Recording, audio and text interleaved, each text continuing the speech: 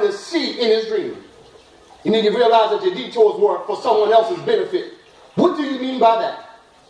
Did you ever take notice that every time you had to make a detour, you were still prospering in the place of your pain? I'll say that again.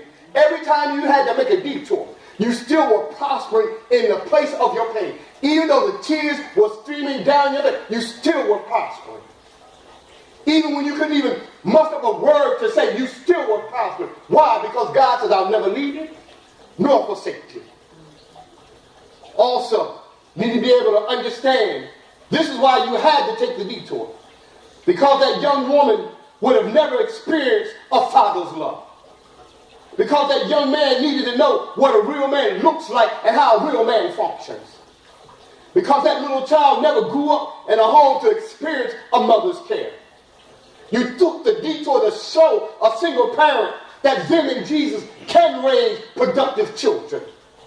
You took the detour to tell someone that is more to them than the world has been exposed to. Joseph simply came in, am I not in the place that God called me to be? Am I not in the place that I dreamed of?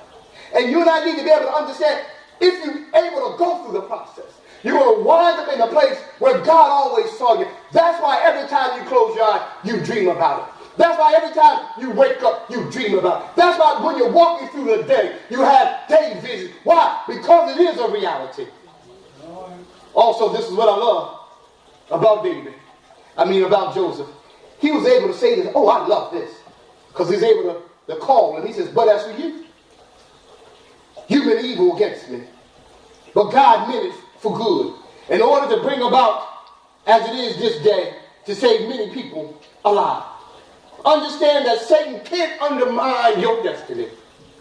Can't nobody block your path when you're on assignment from God. Can't nobody take what God has given you. Can't nobody lock you on the outside of the promise. For when the enemy shall come in like a flood, the Spirit of the Lord will lift up a standard against him. Why? Because no weapon that is formed against you shall prosper. This is something else that just blew my mind. I looked around on my journey and realized that I was never, ever alone. I realized that there were always, more on my side than they were against me. I'm so grateful for my brothers that they started the process. Joseph was able to look back and say, if it had not been for their jealousy, I wouldn't have been in the place that I was supposed to be in. If it had not been for Potiphar's wife and her lying on me, I would have never ever got down into the prison. If I would have never got into the prison, I would have never met the baker and the butler. I never would have been introduced to their dream. And because I was introduced to their dream, and God told me about the butler being reinstated, and the butler got reinstated, got taken out of prison. Well, listen, Joseph said, listen, remember to tell the king that I interpreted this dream. But then guess what happened? The man got out. And for 2 years, he forgot about Joseph.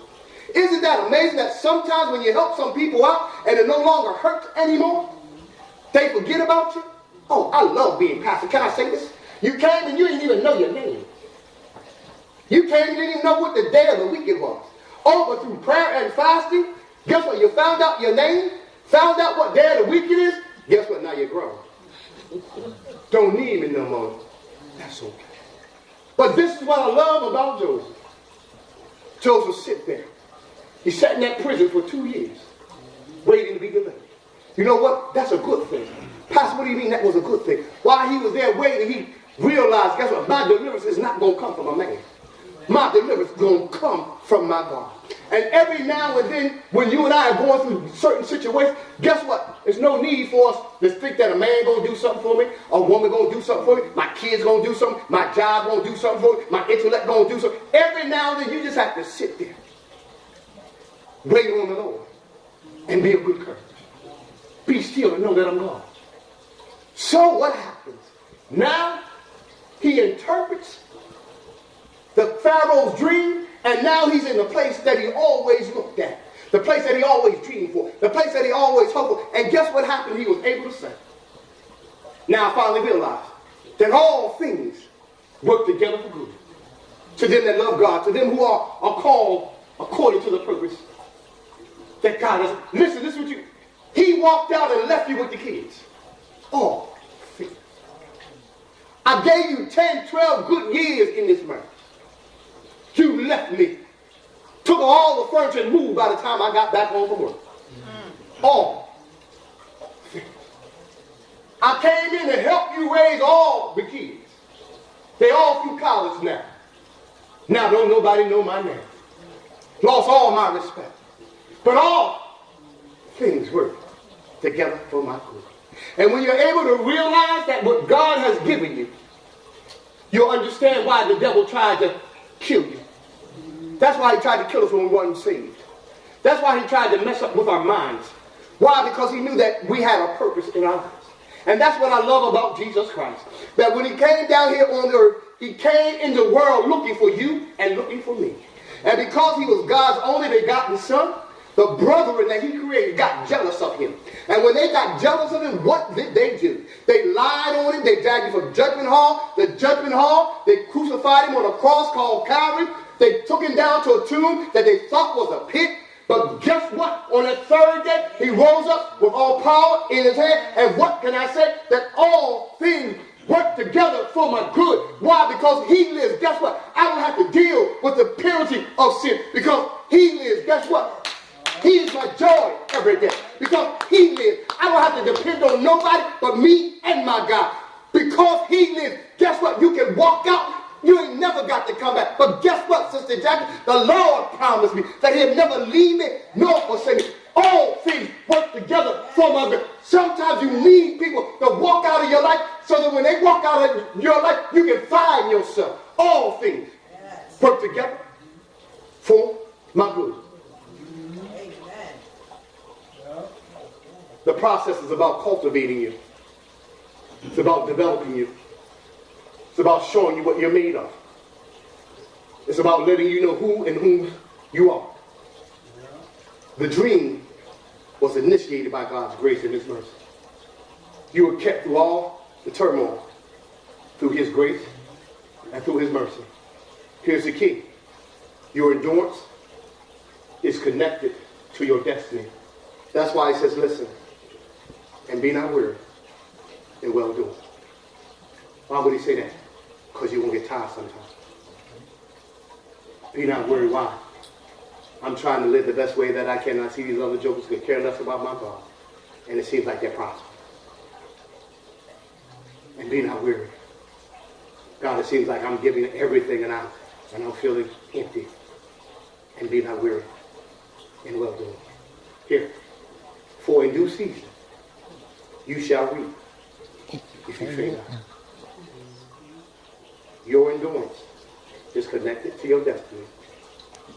But guess what? It's all about a process.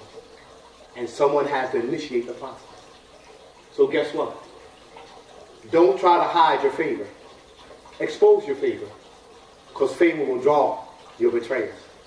And when they come, guess what? Don't get upset. Don't try to fight against it. Don't push against it. Celebrate it. Why? Because God is allowing you to know that he's shifting you to another place so that he can continue the elevation process. And guess what?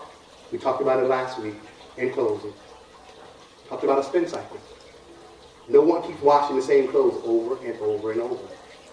I mean, if they're kind of dirty and you only put one of those little rubber packets in there, then you might have to wash them again with an extra packet. But then guess what happens? You take them out, you put them in the dryer. Most modern day dryers give you like 50 minutes or something. And it spins. It's a process. That washing thing, like the old days, you had to go through the wringer. Grandparents said, don't put your arm in there. Go through the wringer. It was tight, wasn't it? Squeeze it off. God said, sometimes you got to go through this process. I'm squeezing everything out. But then God said, now I'm going to move it to the modern day. I'm going to take this thing and now I'm going to put it in the dryer. It's a spin cycle. That's your process. That's your pit. That's your Egypt. That's your prison. That's your elevation. Because sooner or later, God's divine time, in the fullness of his time, guess what happens? The spin cycle has to stop. Symbolizing that it is the end of your process. Hold on. Hold out. Stay strong. Stay committed. Stay faithful. Stay focused. Obey God's word. Be a person of integrity. Have a no compromising mindset. Do all these things because they're connected to your destiny. Hallelujah. To the land. Well, let's celebrate our God. Let's celebrate our feet.